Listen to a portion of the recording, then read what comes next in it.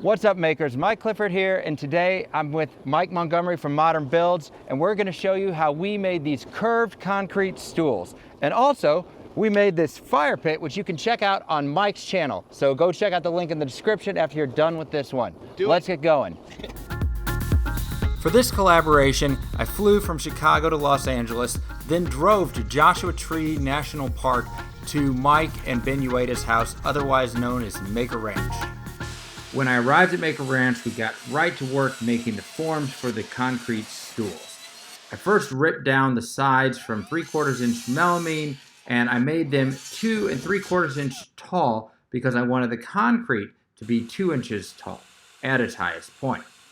I then repeated the process, ripping down the 8 inch by 16 inch bases for the stool on the table saw and using the miter saw to cut them to length. So in order to create the curved seat of the stool, we're using a piece of acrylic in a way that I'll describe in a moment. But first, we had to switch out the table saw blade to get a finer tooth blade that could cut down the acrylic. We cut these acrylic pieces to go into the base of the form and be slightly longer than the melamine base by about 1/8 of an inch. We cut them longer so that when they were pressure fit into the melamine form, they would bow up and create a curved platform to form the concrete against. In this test, it worked pretty well. In practice, there were some issues you'll see, but overall, I think it is a good technique that could be refined to be a very easy way to create curved concrete projects. After assembling the melamine form with drywall screws, we bent the acrylic sheet and eased it into the form. And once it went in, it seemed like it worked pretty well. It held pretty sturdy, and we were feeling pretty confident that it should work. So we went ahead and applied the black silicone caulk to seal the form. Now I want to share what we learned and what I would suggest doing differently if you try this. So first problem was that we clamped the form to prevent the acrylic from pushing the sides out, and that resulted in some cracking of the acrylic, which wasn't that big of a deal.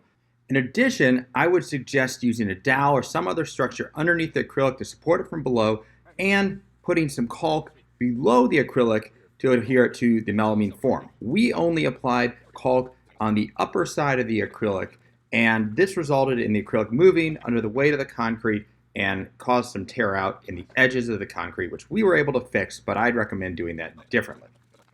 So now, with the concrete poured and curing, it was time to move on to making the steel legs. Since this is my first time welding, I'm not going to go into a lot of detail on instructions. I'll just give you a link in the video description to the video that Mike Montgomery did on welding for beginners. It's really helpful, and he was really helpful to me. By the way, if you don't follow Mike and I on Instagram, that's at Modern Builds and at Industrial Maker, you should. We share tons of behind-the-scenes content as we are doing the build there. While I'm welding, just a reminder that if you like this video, please click the subscribe button, hit the bell button so that you actually get reminders when I upload new videos, and click that like button to let YouTube know that you enjoyed it so they recommend it to others. So let's talk a little bit about the design of the legs. They're pretty simple. Basically, we just welded together 2 triangles for each leg, spliced one in half, then welded those 2 together in an opposing and overlapping way. We could then have a square base that we welded between those 2 legs along with a stretcher. And with that, let's do one of my favorite things. Sit back, enjoy some good music, and watch sparks fly.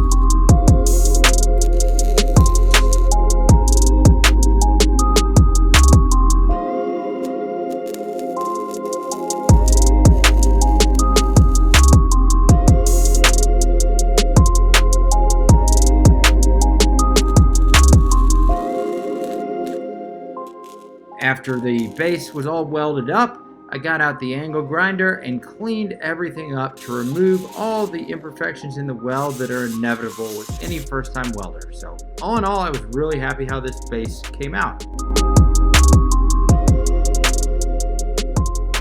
Now let's go back in time to about 12 hours after we poured the concrete. At this point, the concrete has cured quite a bit, but it's still a little bit soft, which allowed me to go around with the trowel and clean up the edges by hand. And these are the edges of the underside of the form here. I then wetted the concrete down and used a hand diamond sanding pad to sand down the bottom of the form so everything was level with the sides of the form. Fast forward now another 24 hours later, and it was time to demold the concrete. So we popped them out of the form, and as I mentioned earlier, there was definitely some tear out, but the curved shapes were there, which was really cool. The curve of the stool actually made it pretty comfortable to sit in. So to fill those voids you saw, I used a slurry coat, which is just the exact same mix as your GFRC face coat, and I added some white pigment to it because I thought the speckles of the white would be a cool contrast with the mint green. To apply the slurry coat, you just put on some gloves and wipe it in. Try to wipe it off, get it level. It's almost like working with clay. And then you sand it off, which I did off camera. Repeat this process 2 or 3 times until the voids are filled, and then you're good to go. Finally, I applied the sealer to the stools, and then the concrete was ready to attach to the base.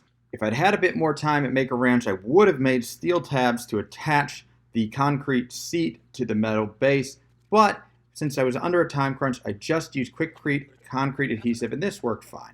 I'm pretty happy how the experiment in curved concrete forming and in concrete pigment came out, and I hope you like it too. If you do, please click that subscribe button. Click the thumbs up button to let YouTube know. Leave a comment. Let me know what you think, what you might do different. I love to hear. So that's it for this time, and I'll see you next time.